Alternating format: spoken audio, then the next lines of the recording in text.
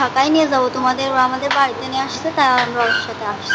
রাহিম বলছিল, বাঁধন বলছিল, এরা বলছিল যে আমাদের ঢাকায় নিয়ে যাবে, তো ওরা এখানে বাড়িতে আমাদের নিয়ে চলে আসছে।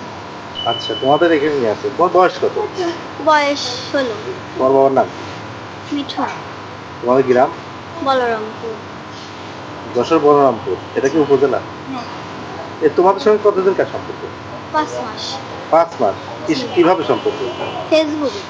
ফেসবুকে। আর ওনার? একই সাথে। দুইজনকে একই স্কুলে পড়ে? না, আমি মাদ্রাসায় পড়ি, ও স্কুলে পড়ে।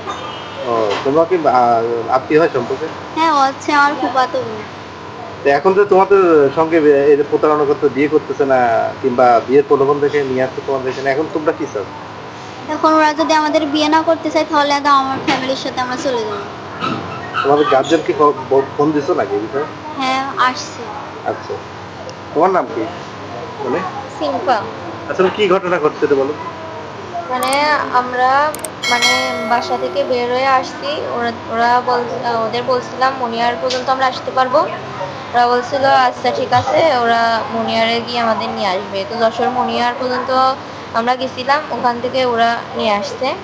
তারপর নিয়ে আসার পরে বলছে প্রথমে কথা ছিল ঢাকায় যে ওখানে বিয়ে করবে, এটাই কথা ছিল, কিন্তু পরে বাসায় নিয়ে চলে আসছে। এখন এই অবস্থা। এখন পলাতক তারা না?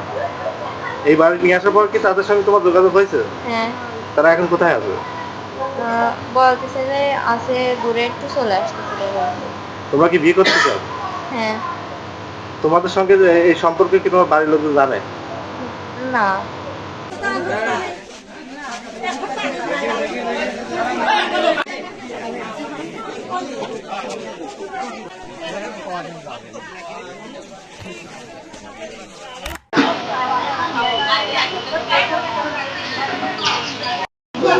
কি কামে আছেন এখানে?